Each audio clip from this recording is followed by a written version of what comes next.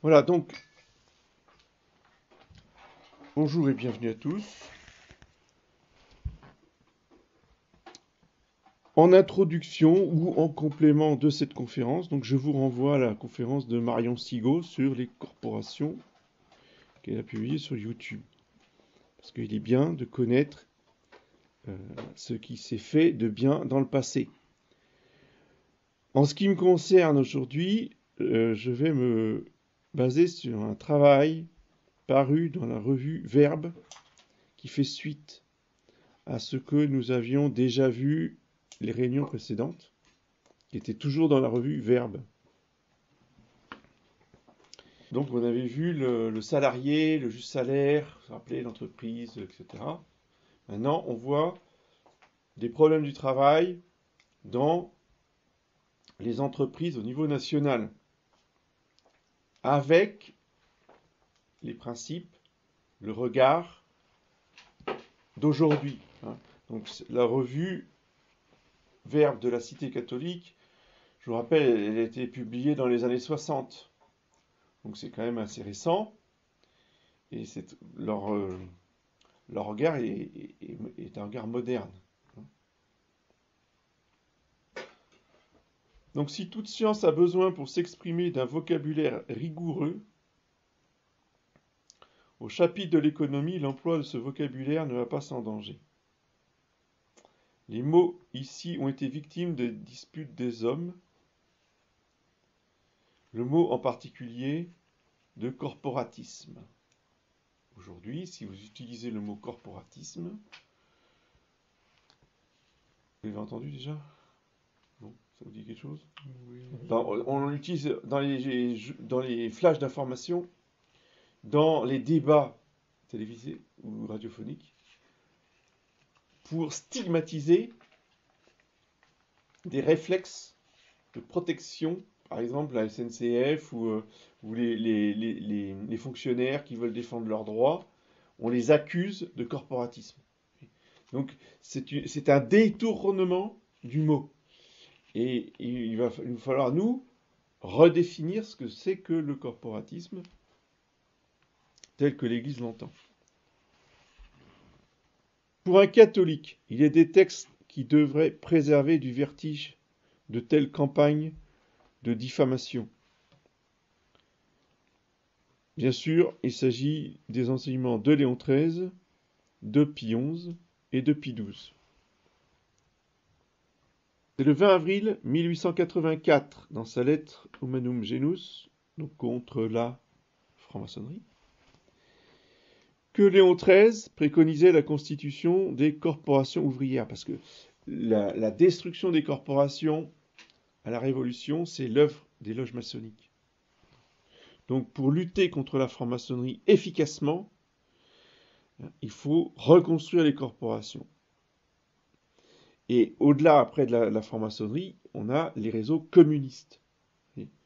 Donc, Parti communiste, CGT, ont tout fait pour détruire définitivement les corporations, avec donc interdiction de les reconstituer sous peine d'être condamnés au tribunal pour constitution de cartel ou comment dire, fraude à la concurrence, enfin tout un tas d'arguments juridiques pour vous empêcher de reconstituer les corporations. Donc, en plus de cette encyclique, Léon XIII va évidemment revenir dessus dans sa grande encyclique sur la question sociale, Rerum Novarum. À son tour, Pie XI, dans Quadragesimo Anno, rappelait que la politique sociale doit mettre tous ses soins à reconstituer les corps professionnels. Dans Divini Redemptoris, contre le communisme, qu'une saine prospérité doit se baser sur les vrais principes d'un corporatisme sain. Pie XII, enfin, redit exactement le même enseignement. La forme corporative de la vie sociale, et spécialement de la vie économique, favorise pratiquement la doctrine chrétienne concernant la personne, la communauté et le travail et la propriété privée. 10 juillet 1946. Donc il est important, vous voyez, de poser tout de suite l'enseignement des papes qui n'ont cessé de se battre pour défendre les corporations face à la maçonnerie qui a tout fait pour les détruire de manière définitive. Alors maintenant, voyons ce qu'est le régime corporatif. En quoi consiste le régime corporatif? Le mot corporation n'est apparu en France qu'au XVIIIe siècle. Et nous parlons de corporation ou de régime corporatif et non pas de régime corporatiste. Oui. Les journalistes modernes vous parlent de corporatisme. L'Église parle de corporatif ou de corporation. Oui. Les mots sont importants. Hein. Il y a une nuance fondamentale. Il importe donc de définir exactement ce mot de corporation. C'est une phrase simple. Organisation par corps ou communauté de travail. Corporatisme, enfin, création corporative. Corps, il y a le mot corps. C'est quoi le corps? C'est organisation par corps ou communauté de travail. Cette organisation répond est la conséquence de deux principes fondamentaux de la doctrine sociale de l'Église. 1. La décentralisation. 2. Le principe de subsidiarité. La décentralisation s'oppose à la centralisation. Et là, il faut mettre les choses au clair tout de suite. Nous devons nous efforcer d'être des hommes de vérité, pas des hommes d'idéologie. C'est pas parce que la monarchie chrétienne est le meilleur régime que nous voulons restaurer que tout ce qu'a fait la monarchie chrétienne était bien. Qui est l'artisan de la centralisation en France? Le premier. Mais au-dessus. Louis XIV. Mais Louis XIV, oui. Richelieu, il fait qu'appliquer les ordres. Hein. Richelieu Et Louis XIII. Louis XIV. Oui, voilà, mais il était au service des Bourbons. C'est quand même les Bourbons qui ont été les plus centralisateurs de tous les rois de la France. Mais je suis d'accord, hein, il a préparé la voie à Louis XIV, mais vraiment, celui qui a, si vous voulez, concentré l'élite, entre guillemets, enfin une élite bien décadente, enfin, disons, les puissants de la noblesse à Versailles, pour les tenir sous sa férule, et pouvoir, je dirais, tout surveiller, c'est Louis XIV. Donc, c'est anticatholique, ça. C'est pas pour rien qu'il a été excommunié, qu'il n'a pas voulu Sacré-Cœur, etc., etc., etc. Ça va ensemble. Donc, la décentralisation, c'est de garder les responsabilités proches du terrain. Oui. Et ensuite, la subsidiarité, ça va avec. Si vous décentralisez le pouvoir, les centres de pouvoir sont dispersés, chaque centre de pouvoir dispersé doit pouvoir exercer son autonomie à son niveau. C'est ça la subsidiarité. Alors c'est une autonomie relative, hein, relative aux compétences de l'autorité en question.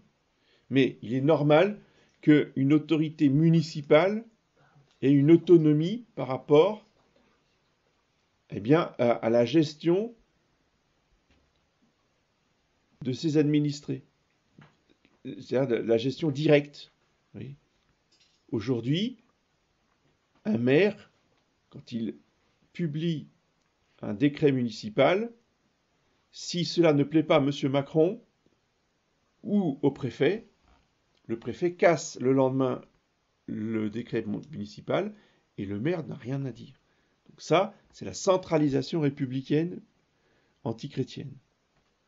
Dans la monarchie avant, Louis XIV, quand le sais pas si ça s'appelait comme ça déjà, un maire, quand un maire prenait une décision, quand un parlement provincial prenait une décision, le roi ne pouvait pas casser. Le roi était obligé de respecter, si vous voulez, les décisions prises à chaque niveau. Ça s'appelle la subsidiarité. Ajoutons qu'ainsi ramené à ses composantes essentielles et vraiment doctrinales, l'organisation corporative apparaît universelle.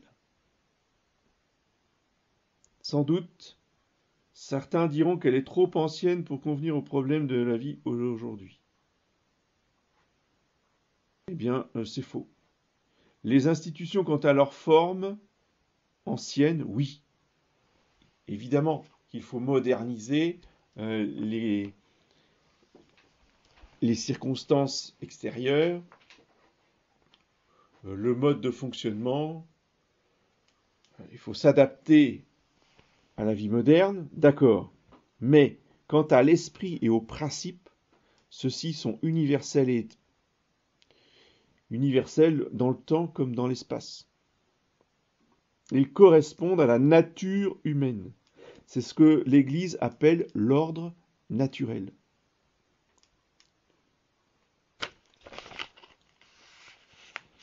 Donc le système corporatif ne se présente pas comme une solution ingénieuse, intéressante, astucieuse. Non, pas du tout. C'est la solution. Il n'y en a pas d'autre. C'est le système corporatif ou la mort de la société, j'entends. Et surtout de la société économique. C'est la seule vraie, parce que c'est la seule naturelle, c'est-à-dire celle qui est gravée dans l'ordre naturel humain. Aujourd'hui, comme sous Philippe Auguste, comme dans 500 ans, le système corporatif a été et sera toujours vrai. Sera toujours aussi vrai que le travail d'un laitier qui n'a rien de commun avec un pilote de chasse. Eh bien, il faudra un prodige pour que l'organisation du travail de l'un puisse convenir au travail de l'autre. Donc, deux métiers qui n'ont strictement rien à voir. Et pourtant, aujourd'hui, ils ont le même syndicat qui les défend. Vous voyez ce que je dis ? Or, comme les plus compétents chaque matière sont les intéressés eux-mêmes, le bon sens recommande, et recommandera toujours, de leur laisser combiner leurs propres affaires et de laisser se réunir les hommes qui ont des intérêts communs pour organiser leurs propres affaires. C'est cela le principe corporatif. Il n'est pas lié à telle ou telle forme de travail, même si l'artisanat s'adapte plus facilement à ce régime que d'autres métiers. Ce qui est essentiel au régime corporatif, c'est que l'économie est organisée par corps, chacun de ces corps s'occupant de résoudre les problèmes qui relèvent de leurs compétences autant que de leurs intérêts. Qu'entend-on par groupement naturel? Les corps sont des groupements naturels. De quel corps s'agit-il? Quel corps choisir? Selon quelles règles est-il bon de les voir se former? N'importe quel type d'association peut-il convenir pour ces groupements ou ces corps? Disons qu'une très grande diversité peut se manifester en cet endroit et dont on ne saurait concevoir a priori les formes multiples. Toutefois, cette diversité ne laisse pas d'être soumise à une règle générale. Quelle est cette règle? Considérant, dit Pie XI, dans Quadragesimo Anno, le désordre de l'économie moderne qui mène la société à la ruine. Qu'on ne saurait arriver à une guérison parfaite que si, à ces classes opposées, on substitue des organes bien constitués. Donc, qu'est-ce que les classes opposées? C'est la division de la société économique entre ouvriers et patrons, avec ce principe révolutionnaire de la dialectique. C'est dans l'opposition systématique des ouvriers contre les patrons, on avancera dans le progrès social. Donc les ouvriers, c'est la thèse, les patrons, c'est l'antithèse, et le progrès, c'est la synthèse. Donc là, c'est parce que Marx était complètement pétri, si vous voulez, de la philosophie de Hegel, qui est cette philosophie dialectique qui ne se nourrit que des conflits, des guerres et des combats des opposés. C'est la révolution permanente. Alors que la vision catholique, c'est la vision de l'ordre, et la tranquillité de l'ordre, dit saint Augustin, c'est la paix sociale. C'est la paix et c'est la paix sociale. Ces ordres ou ces professions qui groupent les hommes non pas d'après la position qu'ils occupent sur le marché du travail, mais d'après les différentes branches de l'activité sociale auxquelles ils se rattachent. De même que ceux que rapprochent des relations de voisinage en viennent à constituer des cités ou des villages. Ainsi, la nature incline les membres d'un même métier ou d'une même profession à créer des groupements corporatifs, si bien que beaucoup considèrent que de tels groupements sont des organes naturels dans la société. Fin de citation. Ces regroupements corporatifs sont des organes naturels dans la société, donc dans toute société humaine. Donc ces corps ne sauraient être constitués par des classes opposées, par la lutte des classes, mais par des hommes groupés d'après la position qu'ils occupent, autrement dit, par des hommes groupés d'après la position qu'ils occupent sur le marché du travail. C'est ça les classes. Alors que les corps sont des organes bien constitués qui groupent les hommes d'après les différentes branches de l'activité sociale auxquelles ils se rattachent. Un groupement corporatif est naturel donc dans la société. À considérer les choses sous leur aspect le plus général, il apparaît que les divers types d'associations corporatives peuvent se ramener à deux grandes catégories. Première catégorie, groupe dont tous les membres ont la même activité ou le même genre de travail. Par exemple, tous les concierges avec les concierges, tous les médecins avec les médecins, tous les mineurs avec les mineurs, etc. Tous les peintres avec les peintres, en bâtiment bien sûr, etc., etc. Première catégorie. Deuxième catégorie, des groupes dont tous les membres contribuent à la production d'un même produit. Alors, soyez attentifs, parce que, si vous voulez, le système corporatif est plus complexe que ce qu'on pourrait imaginer au départ. Dire, oui, bon, bah voilà, chaque métier a sa corporation, puis terminé. Voilà. Non, ça ne marche pas comme ça.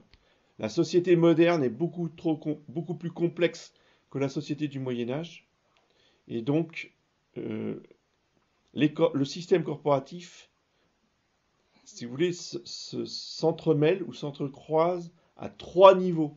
D'accord ? C'est comme une torsade, vous voyez, avec trois brins, et qui s'enroulent les uns avec les autres. Et donc il y a ceux qui effectivement ont la même activité, le même travail, et il y a ceux dont la production produit euh, un résultat identique. Ils contribuent à la production des mêmes produits, à la prospérité de la même branche économique, mais avec un travail ou une activité qui peuvent être complètement différentes. Oui.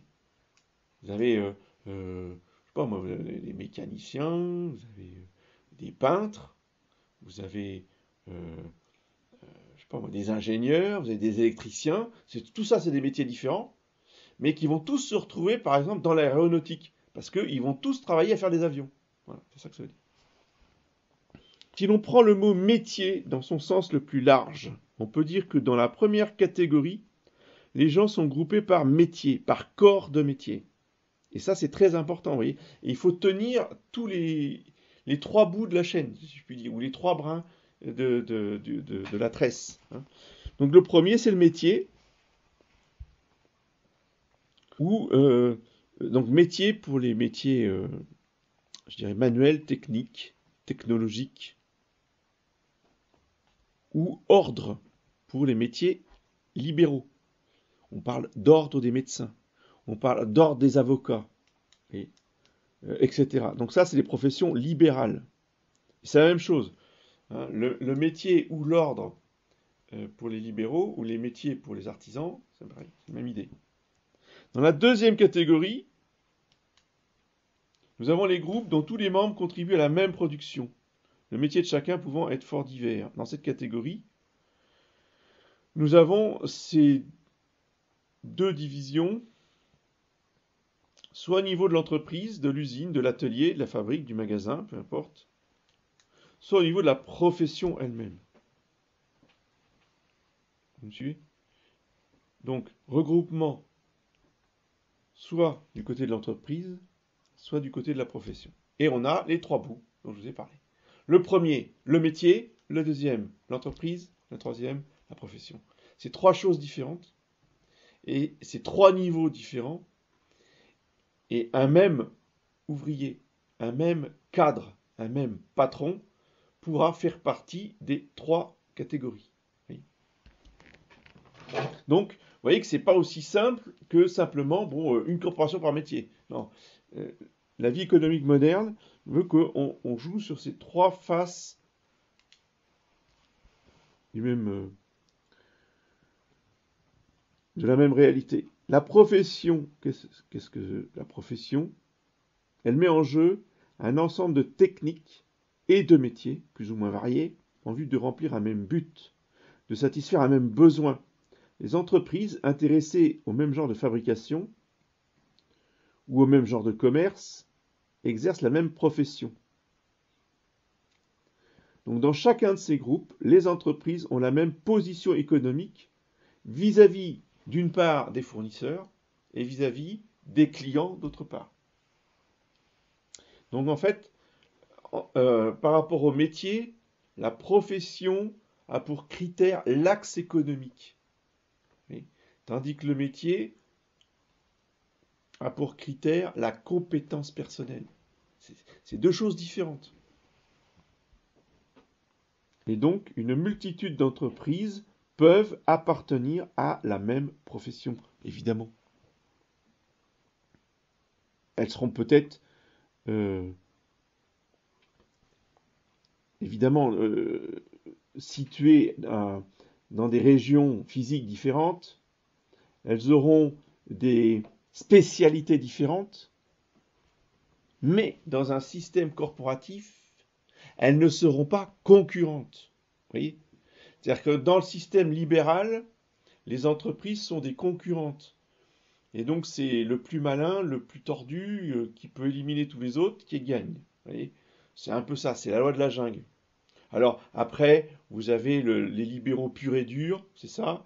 Après, vous avez des semi-libéraux qui acceptent que l'État intervienne pour temporiser un peu tout ça. Bon, après, c'est des questions de dosage, mais le principe est là. Tandis que dans le système corporatif, il est interdit de faire de la concurrence entre les entreprises d'une même profession, mais elles doivent au contraire s'entraider pour donner les produits de la meilleure qualité possible.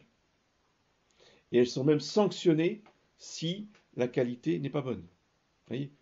Donc c'est le culte de l'excellence. C'est ça le système corporatif.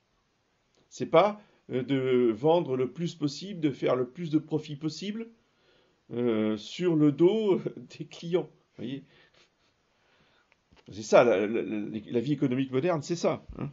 L'obsolescence programmée, c'est ça. Hein. C'est l'aboutissement de ce système débile qui fait que on veut produire de plus en plus vite, donc on produit des objets qui sont programmés pour ne plus fonctionner ou se casser assez rapidement pour qu'on soit obligé d'en racheter d'autres.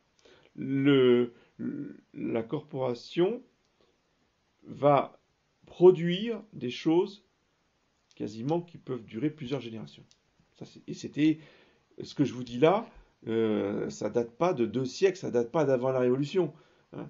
C'était une mentalité qui existait encore dans les années 60. On pouvait avoir acheté une machine à laver qui dure 40 ans. C'était pas un problème.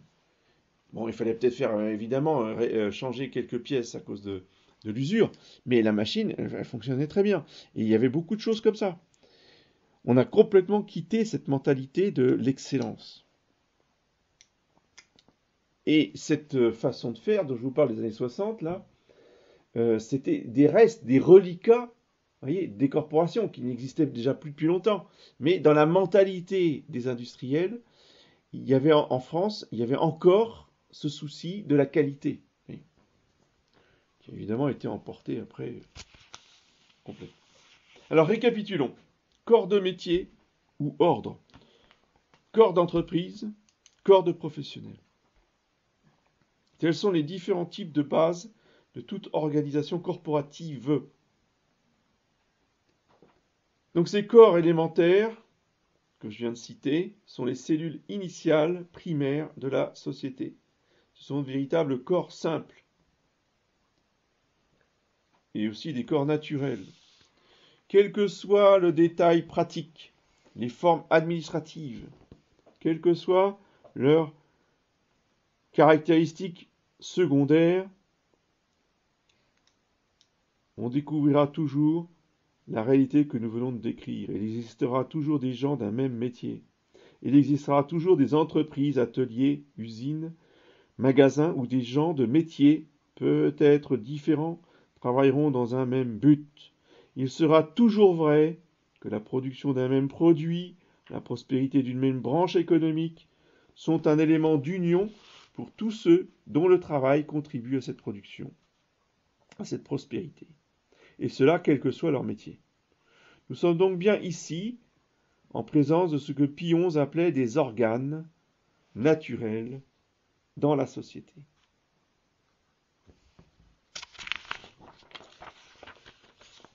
Métier, entreprise, profession. Tels sont les 3 termes qui s'offrent à nous comme pouvant être le signe des groupements corporatifs. Ces 3 types de groupements sont légitimes et il ne faut surtout pas faire l'erreur de se contenter de garder un des 3. Il faut les 3 pour que ça fonctionne. Et les 3 sont bienfaisants, chacun à leur place, chacun à leur niveau différent.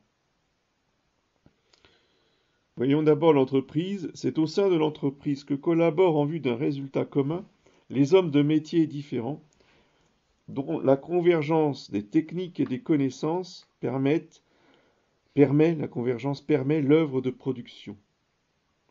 Cette collaboration est la condition d'existence de l'entreprise, dont toutes les catégories de producteurs, chefs d'entreprise et personnel sont interdépendantes et ne peuvent se passer l'une de l'autre. Pour qu'il y ait production, la participation de chaque élément est indispensable. Sans chef d'entreprise, pas d'initiative créatrice, pas de direction. Sans main-d'œuvre, pas d'exécution. L'entreprise est une cellule vivante. C'est l'unité économique naturelle résultant de l'accouplement de deux facteurs de la production, le capital et le travail. Et le capital, c'est pas simplement de la finance. Le capital, ce sont des machines, c'est un savoir-faire. Oui. Et le travail, eh bien, sont des hommes. Et c'est l'association des machines et des capitaux, une communauté d'hommes unis dans une tâche productrice, expression de leur solidarité, au service desquels sont mis les machines et les capitaux. Donc, en soi, le travail à la maison est complètement destructeur de la société et de l'entreprise. Parce que du directeur au dernier des ouvriers, ou même s'il est juste là pour serrer des boulons ou mettre des choses dans une machine, par exemple, voyez, bon, ça, c'est un aspect de leur vie. Mais une entreprise, si vous voulez, c'est une communauté d'hommes. Ce qui fait l'esprit d'une entreprise, ce sont la complexité des relations humaines en dehors ou à côté du travail proprement dit que chaque membre de l'entreprise peut effectuer. C'est pour ça que, si vous voulez, il y avait un des moments très importants, bon, j'en parle parce que j'en ai beaucoup entendu parler à la maison, mais moi j'étais trop petit, j'y ai participé, mais j'étais trop jeune et je n'en ai pas de souvenir, j'ai vu des photos. Mais j'avais un grand-père qui était chef d'entreprise familiale avec ses fils, dont mon père. Et un des moments les plus importants de l'année, c'était l'arbre de Noël. Oui. Pourquoi? Parce que le chef d'entreprise, en l'occurrence c'était mon grand-père, remettait les cadeaux pour les enfants des membres de l'entreprise, et pas simplement les ouvriers, il y avait tout le personnel, il y avait les secrétaires, il y avait les comptables, il y avait tout le monde, il y avait les dessinateurs, il y avait tout ça. Donc tout le monde était ensemble, il y avait un repas dans les hangars de l'entreprise où les tables à n'en plus finir, tout le monde était là, et à la fin, c'était le chef d'entreprise qui donnait les cadeaux à chaque famille. Vous voyez?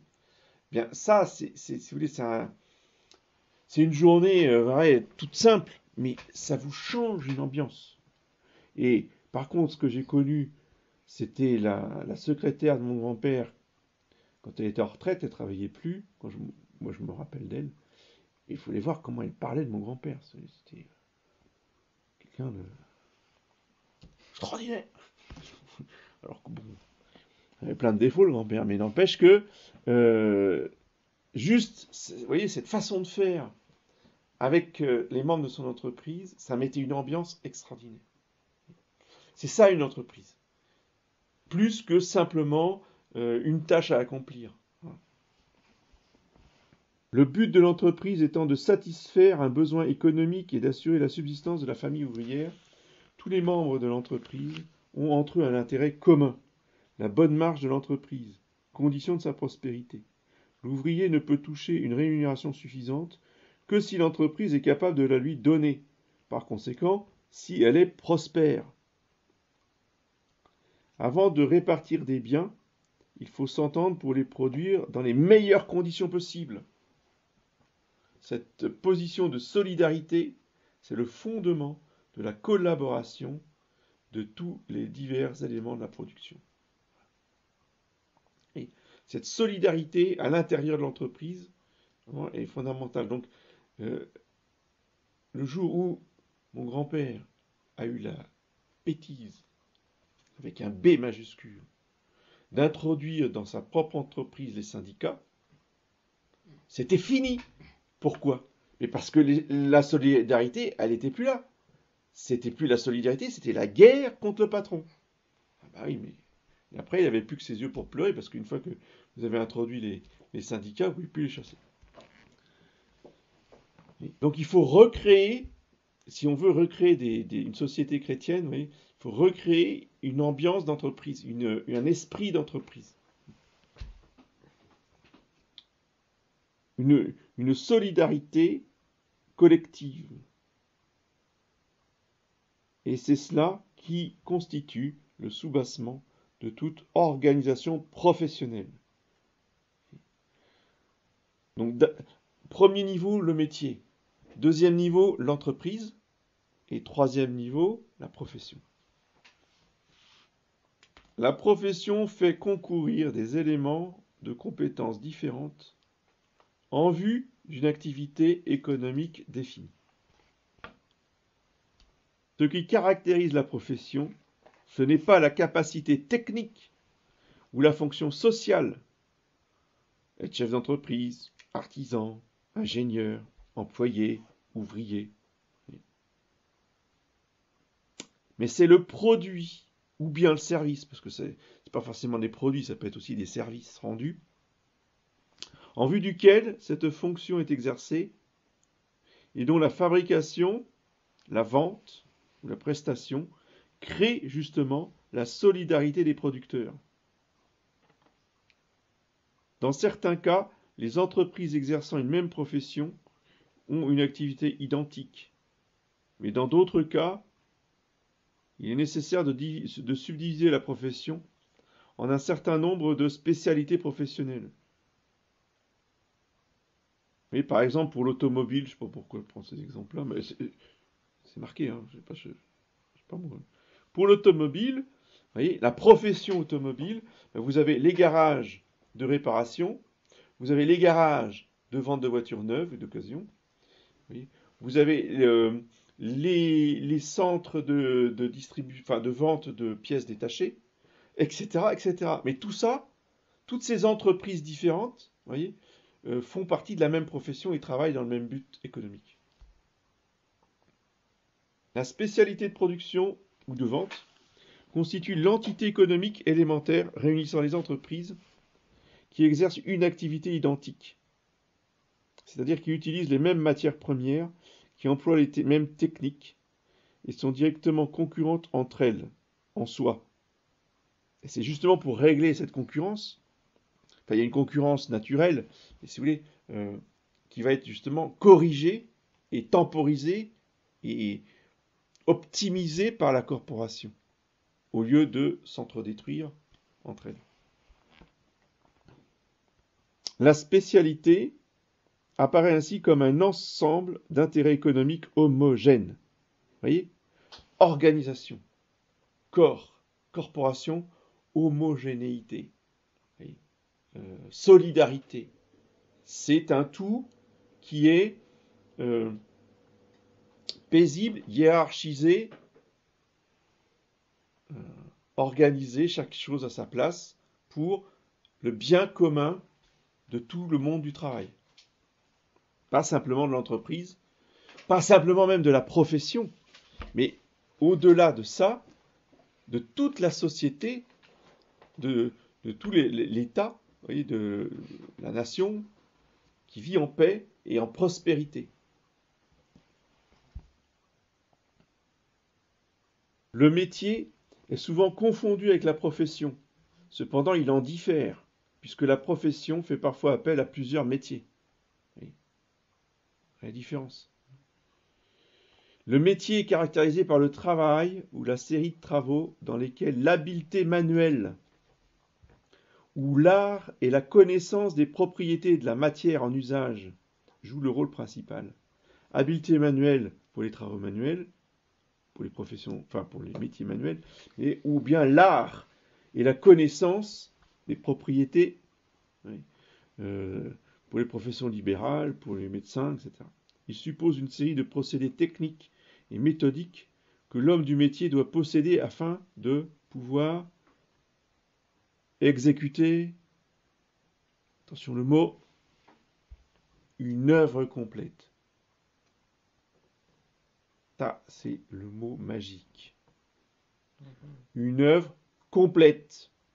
Pas de serrer un boulon, enfin pas de serrer 3000 boulons par jour, vous voyez, juste en faisant un quart de tour avec une clé. Ça, c'est pas une œuvre complète. Ça, c'est du travail de robot. Vous voyez. C'est pas un métier de tourner un boulon d'un quart de tour 3000 fois par jour. Vous voyez. Un métier, ça serait de fabriquer une voiture. Si on connaissait des ouvriers qui seraient capables de monter la voiture depuis les roues jusqu'à la finition intérieure, en passant par le moteur, là, on a affaire à un métier.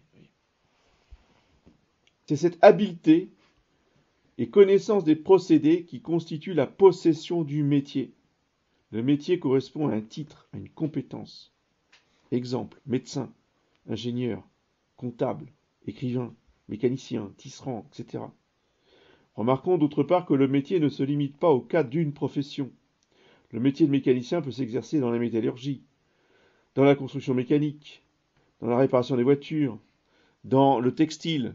Parce que, pourquoi? Pour réparer les machines qui font les tissus. Donc, quand il y a une machine qui tombe à panne, il faut un mécanicien pour réparer la machine. Vous voyez, le mécanicien, c'est un métier qui peut s'exercer dans une multitude de professions différentes.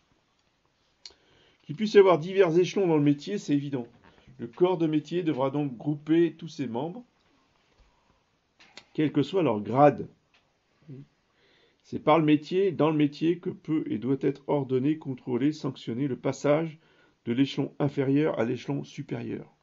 Et c'est là où, effectivement, la connaissance du passé est très intéressante. De passer d'apprenti à maître, voyez, et après de maître à contremaître. Bon, tout ça, c'était la hiérarchie des métiers autrefois au Moyen-Âge, qu'on peut tout à fait reprendre. Voyez, ça... Mais après, quand l'individu est en possession de son métier, qu'il est devenu au moins maître, qu'il a sa maîtrise, après, il peut exercer son métier dans tout un tas de professions différentes. Le métier n'est pas une classe, vous comprenez ? Le métier, c'est une compétence. C'est anti-révolutionnaire, la connaissance du métier. Et justement, la révolution fait que on va vous déstructurer en vous obligeant à pratiquer 5, 6, 10 métiers différents dans votre vie qui n'ont strictement rien à voir. Oui. Alors que autrefois, vous aviez un métier et vous l'exerciez jusqu'à votre mort. Après, oui, vous bougiez, vous déménagiez, vous allez au nord de la France, vous allez au sud de la France. Oui, il fallait voyager, il fallait faire différentes entreprises, mais vous exerciez toujours votre métier. Donc vous aviez de plus en plus d'expérience, de plus en plus de compétences, et c'était valorisant. Tandis que recommencer à zéro X fois dans sa vie, et plus on avance en âge, et plus c'est dur, et plus c'est démoralisant, et plus c'est déstructurant, ça c'est vraiment l'œuvre de la Révolution. Pour finir, faisons observer le caractère personnel du métier. Il ne fait qu'un avec l'homme. Donc déstructurer le métier, c'est déstructurer l'homme. Il est un trait de sa personnalité. Et cela au point que l'indication du métier suffit, le plus souvent, à faire connaître le caractère dominant d'une personne.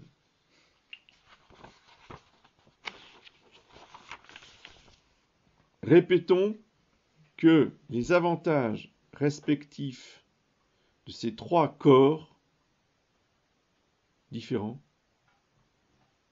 ne sauraient remplacer le bienfait de la profession à son tour ne pouvant offrir les avantages essentiels aux associations de métiers. Les trois sont interdépendants. Voilà. Donc vous avez compris que le métier appartient à l'homme, il est indissociable de l'homme, sa compétence est personnelle, mais il n'est pas suffisant. Il est une condition nécessaire, mais il n'est pas suffisant pour assurer la prospérité de l'individu. Il ne peut s'épanouir que dans les trois niveaux que je viens d'évoquer. Mais c'est la première étape, c'est le premier échelon qui est la condition pour acquérir la propriété privée. Avant d'être propriétaire, il faut d'une maison, d'un lopin de terre, il faut être propriétaire de son métier. Parce que la propriété Et le métier rend indépendant, rend autonome. La propriété privée, bien sûr. Elle permet de se stabiliser, de s'installer. Alors que le prolétaire, lui, est toujours instable, toujours dans l'insécurité. C'est un homme errant. Il peut avoir des biens, hein, le prolétaire, mais il ne peut pas avoir de stabilité, ni de sécurité. Donc, ni local, ni, j'allais dire, dans l'ordre de l'embauche. Oui. Et il n'est donc pas propriétaire de son métier, puisqu'on le force à changer de métier en fonction des circonstances économiques. Il peut même être réduit à la misère très facilement. Le rattachement du travailleur à son métier, par la juste organisation de celui-ci, peut seul procurer la stabilité et la sécurité, qui sont les effets bienfaisants de la propriété. On peut considérer que la possession d'une carrière, d'un métier revêt le caractère d'une propriété et qu'elle doit être garantie par la loi, contrairement à aujourd'hui. Comme l'officier, par exemple, peut être considéré comme propriétaire de son grade. Même s'il change d'arme, il garde son grade. Même s'il change de régiment, enfin, les armes, c'est quand même extrêmement rare, enfin, ça peut arriver, mais surtout, s'il change de régiment, il est muté, il a toujours son grade. Ben, l'ouvrier, ça devrait être pareil. M. Latour du Pin, qui est un des personnages clés du mouvement social de la fin du XIXe siècle, proposait d'atteindre ce but par un brevet de capacité professionnelle, délivré selon certaines règles à tous les agents de la production, aussi bien à l'ingénieur qu'à l'ouvrier, et sans lequel nul ne peut être membre actif de la corporation et s'élever au-dessus du dernier rang de la hiérarchie professionnelle. Bah, le chef-d'œuvre, c'est autre chose. Le chef-d'œuvre, c'est le couronnement, d'une formation. Mais c'est l'expression de la preuve, la démonstration de la maîtrise des connaissances acquises. Oui. Ça va avec le brevet, en fait. Il faut que ce brevet soit reconnu et que l'on en tienne compte et que l'on... Le problème, c'est que si vous changez de métier tous les 10 ans, bah, ça vaut rien, quoi. C'est considéré que le brevet n'a aucune valeur. Ou quasi, enfin, si, mais très peu de valeur, en tout cas. Donc, comme l'écrivait Léon XIII, il faut donner aux travailleurs la perspective d'une participation à la propriété du sol. Il faut absolument enraciner le monde ouvrier et le stabiliser dans son métier et dans le sol pour la prospérité et le bonheur de tous. Voilà, j'en ai terminé et on s'arrêtera là pour la série de formation parce qu'après, ben, il y a tout un tas d'articles passionnants, hein, mais c'est sur l'économie nationale, voyez, et après on passe au plan politique, voyez, et là, si vous voulez, ça n'a pas de retombée directe pour vous. Par contre, tout ce que je viens de dire doit vous éclairer pour faire quelque chose. Essayez de faire quelque chose. Quoi? Alors vous allez me dire, on va pas construire une corporation. Certes, mais au moins, ne serait-ce que de créer des réseaux. À défaut de corporation, essayez de faire des réseaux. Ça existe. Un certain nombre de gens font ces réseaux parce que c'est tellement naturel à l'homme que, justement, pour survivre dans ce monde-là, ben, on est obligé de faire des réseaux. Mais dans nos chapelles, ben, il faut que les jeunes, vous ayez des initiatives dans ce sens-là. quitte un peu à fricoter avec les réseaux de la fraternité en question, hein, s'il y a des réseaux professionnels. Ce que faisait le MJCF, c'était très très bien. Malheureusement, ils ont arrêté, je crois, ou je crois que ça a eu lieu à un moment donné. Ils faisaient des réunions à Paris, vous voyez, dans un Ilway,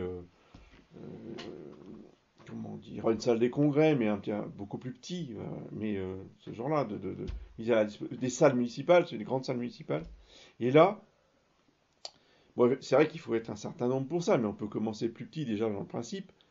Ils réunissaient des professionnels de tous les métiers pour qui se réunissent entre eux et qui se coordonnent entre eux, d'une part, et d'autre part, que les jeunes qui sont en école ou qui sont au tout début de leur vie professionnelle, eh bien, puissent rencontrer des anciens qui leur donnent des tuyaux, des conseils, etc., etc.